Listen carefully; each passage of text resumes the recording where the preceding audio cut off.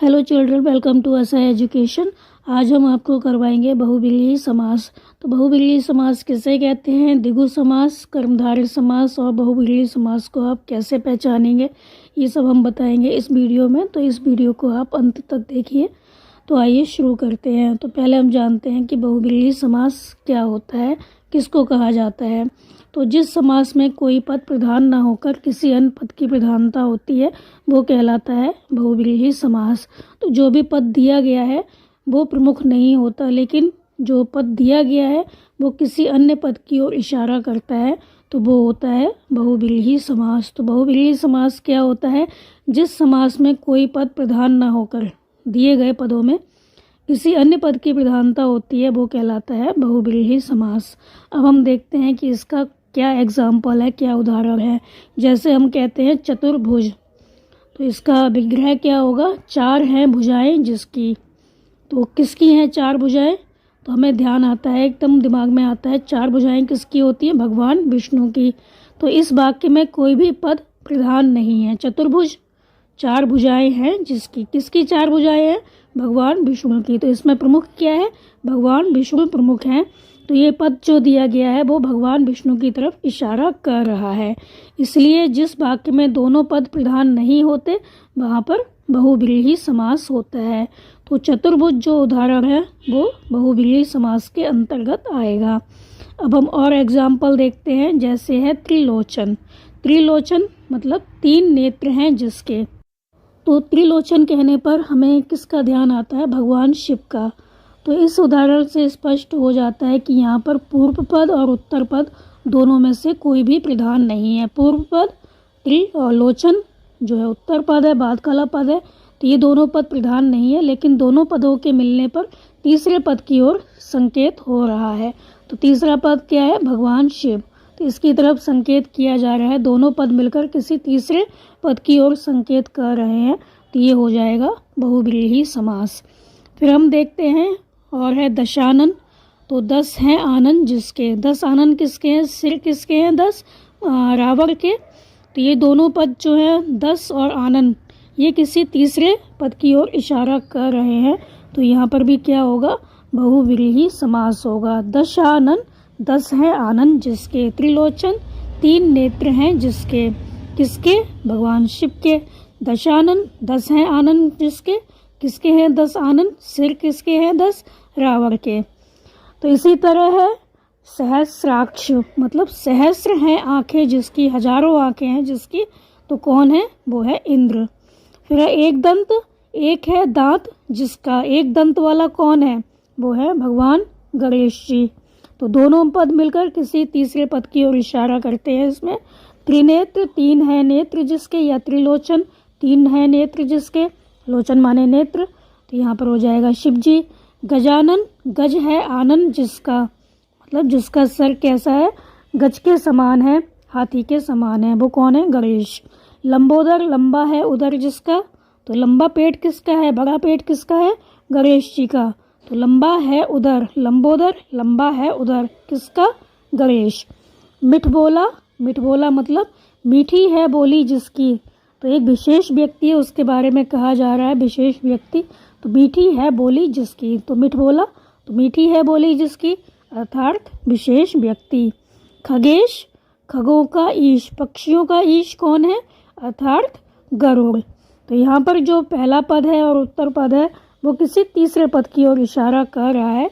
जिसमें दिए गए जो पद हैं वो किसी तीसरे पद की ओर इशारा करते हैं, तो वो होता है बहुब्रीहि समास।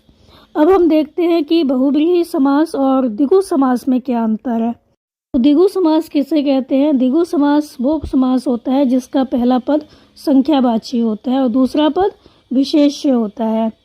जबकि बहुब्रीहि समास में समस्त पद ही विशेषण का कार्य करता है, मतलब समस्त पद ही किसी तीसरे व्यक्ति की विशेषता बताता है। लेकिन जो द्विगु समास होता है उसमें पहला पद संख्यावाची होता है। आप इसको याद कर लीजिए, जो पहला पद होगा उसमें कोई ना कोई संख्या होगी। जैसे हम कहते हैं चतुर्भुज, तो इसके विग्रह पे आप ध्यान दीजिए। हम कहते हैं चतुर्भुज, तो 4 भुजाओं का समूह अगर हम कहते हैं तो यहाँ पर होगा द्विगु समास। अगर हम कहते हैं 4 हैं भुजाएं जिसकी, 4 भुजाएं हैं जिसकी, तो तीसरे पद की ओर इशारा करेगा अगर, तो वहाँ होगा बहुव्रीहि समास। तो इसमें चतुर्भुज में बहुव्रीहि समास भी हो सकता है और द्विगु समास भी हो सकता है। अगर आपके एग्जाम में विग्रह दिया हुआ है चतुर्भुज का 4 भुजाओं का समूह, तो आप लिखेंगे द्विगु समास। अगर दिया हुआ है 4 हैं भुजाएं जिसकी अर्थात विष्णु, तो वहाँ आप लिखेंगे बहुव्रीहि समास।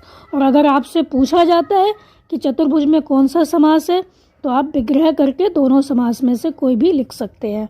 तो आपको विग्रह करना अनिवार्य होगा यहाँ पर कि आप बताएंगे कि चतुर्भुज में द्विगु समास क्यों है या चतुर्भुज में बहुव्रीहि समास क्यों है। अगर आप लिखते हैं 4 भुजाओं का समूह, तो यहाँ पर क्या हुआ, द्विगु समास होगा।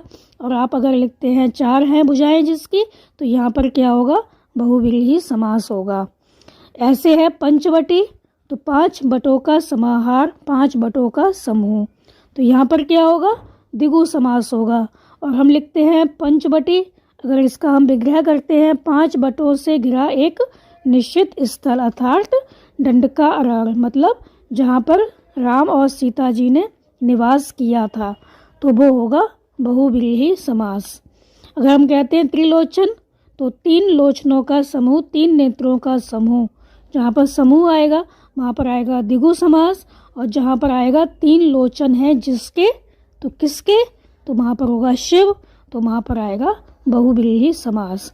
तो आपको इतना समझ में आ गया होगा कि त्रिलोचन है।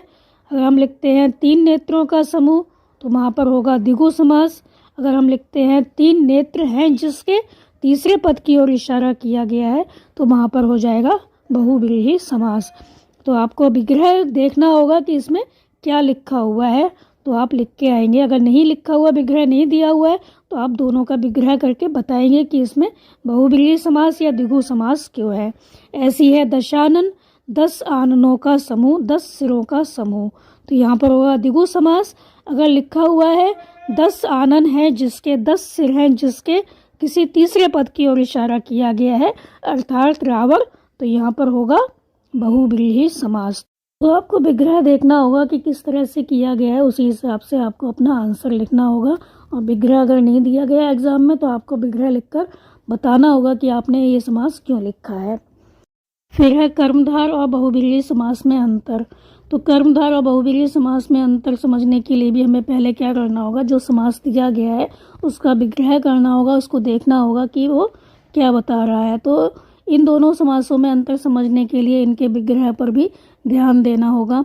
तो कर्मधारय समास क्या होता है, कर्मधारय समास वो समास होता है जिसमें एक पद तो होता है विशेषण या उपमान और दूसरा पद होता है विशेष या उपमेय। मतलब एक पद होता है जो विशेषता बता रहा होता है और दूसरा पद वो होता है जिसकी विशेषता बताई जाती है। तो एक पद जो विशेषता बताता है उसको हम कहते हैं विशेषण, और दूसरा पद जो विशेषता जिसकी विशेषता बताई जाती है वो कहलाता है विशेष या उपमेय।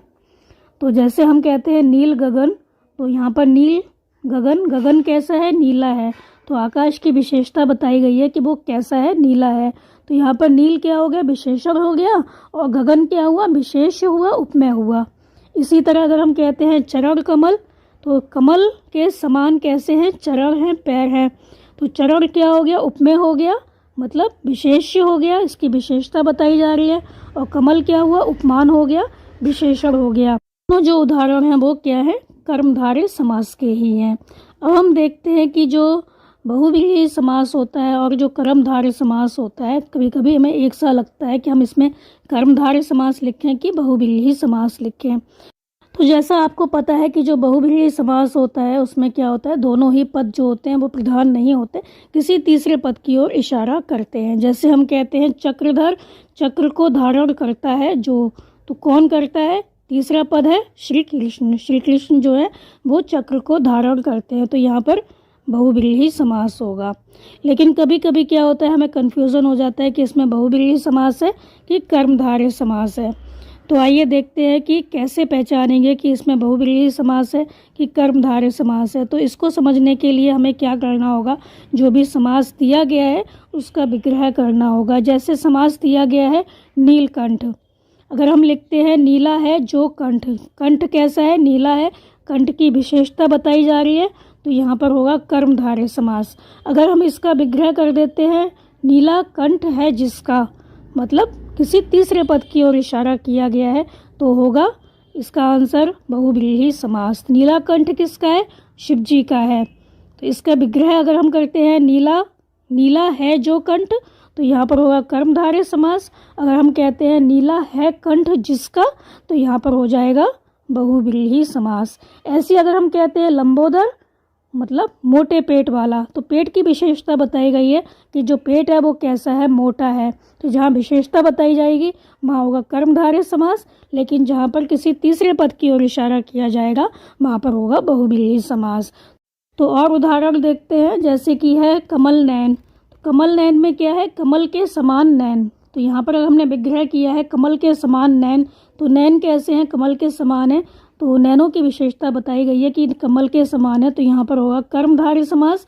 अगर हम इसका विग्रह करते हैं कमल के समान नैन है जिसके, किसी तीसरे पद की ओर इशारा करते हैं, तो यहाँ पर हो जाएगा बहुव्रीहि समास। तो कमल के समान नैन है जिसके अर्थात विष्णु। फिर है पीताम्बर। पीताम्बर पीला अंबर, मतलब जो अंबर है वस्त्र है वो कैसा है? पीला है। तो अंबर की विशेषता बताई गई है कि वो कैसा है? पीला है। तो यहाँ पर होगा कर्मधारय समास। अगर हम कहते हैं पीले अंबर हैं जिसके अर्थात कृष्ण, किसी तीसरे पद की ओर इशारा करते हैं, तो वहाँ पर हो जाएगा बहुव्रीहि समास।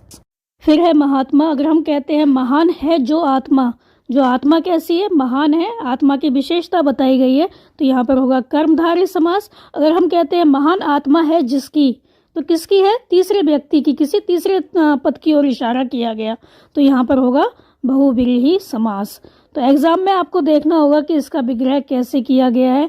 तो विग्रह देखने के बाद आप इसको डिसाइड करेंगे कि इसमें बहुव्रीहि समास होगा या कर्मधारय समास होगा। अगर खाली ये दे दिया गया कमल नयन, तो आपको विग्रह करके बताना होगा कि इसमें कमल नयन में कर्मधारय समास है या बहुव्रीहि समास है।